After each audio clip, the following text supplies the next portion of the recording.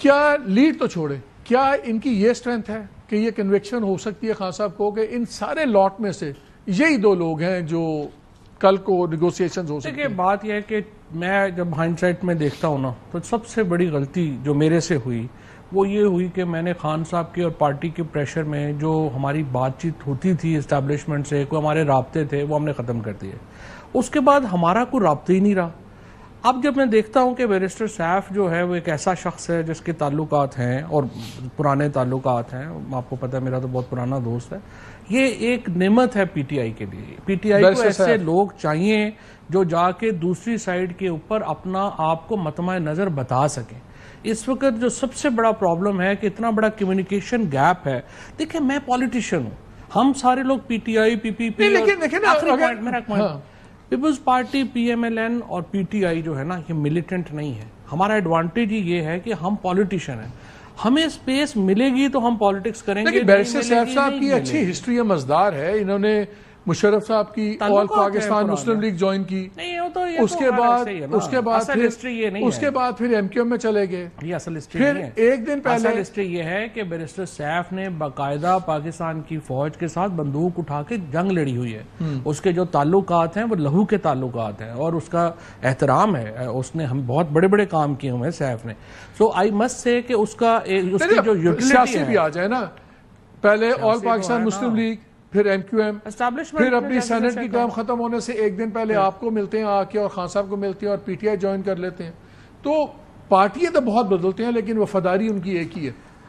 وفاداری پاکستان کے ساتھ ہی ہونی چاہیے اور ان کی ہے بھی. لیکن سچی بات یہ ہے کہ میں آپ کو بتاؤں ناٹ ود اسٹینڈنگ کے اسٹیبلشمنٹ سے میری نظر میں پی ٹی آئی کو اور خان صاحب کو چاہیے کہ جو دو چار لوگ اسٹیبلشمنٹ سے تعلقات بنا سکتے ہیں، بہتر کر سکتے ہیں، جو ہم میں اب یوٹیلیٹی نہیں ہے. کون سے ہیں؟ یہی سیف تو ہے. وزیر اعلیٰ کی تو اس کی عہدے کی وجہ سے ہے نا تعلق، اس کا پرسنل اس طرح سے.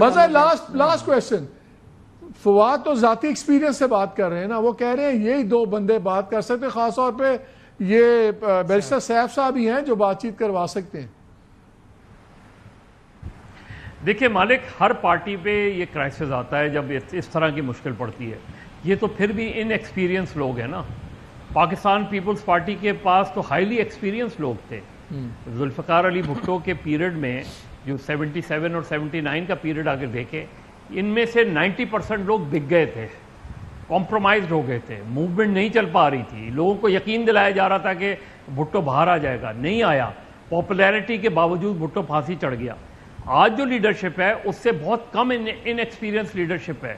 وہ کمپرومائزڈ ہیں، وہ ولنریبل ہیں، وہ بک سکتے ہیں.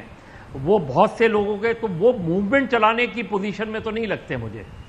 اب موومنٹ خود بخود چل جائے، ان کے بیٹے آ جائیں، علیمہ خان لوگ جوش کر دیں، جوش اور جذبہ پیدا کر دیں، یا قاسم آپ کہہ رہے ہیں کہ اس وقت صرف موومنٹ تب چل سکتی ہے کہ اگر ان کی امیجیٹ فیملی اس کو لیڈ کرے، ورنہ موومنٹ نہیں چلے گی. اتنے جھگڑے میں کوئی تحریک چلتی ہے؟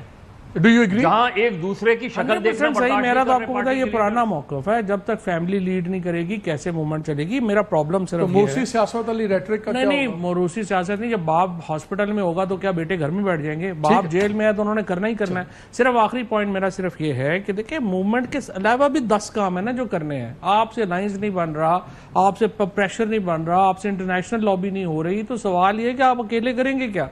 اکیلے کیا ہم نے جا کے کوئی فتح تو نہیں کر لینا نا اسلام آباد. آپ کو ایک بڑی اسٹریٹجی بنانی چاہیے اور movement should be part of the strategy, not the whole strategy. ٹھیک، آپ دونوں کا بہت شکریہ. ناظرین، بات یہاں پہ ختم ہو رہی. دونوں کا خیال یہ ہے کہ جب اب فیملی پہ ہی بات آئے گی تو کچھ بات نظر آتی ہے، ورنہ کوئی بات بنتی نظر نہیں آتی. دیکھتے ہیں آنے والے دنوں میں کیا ہوتا ہے. بریک لیتے ہیں، بریک کے بعد آ کے ذرا ایک اور بڑے اسٹرانگ گروپ کی بات کریں. یہ جو شوگر مافیا کی ایک اور لاٹری بہت بڑی نکل رہی ہے، یہ بھی بلینز کی لاٹری ہے. وہ کیا ہے اس پہ بات کریں گے اس بریک کے بعد.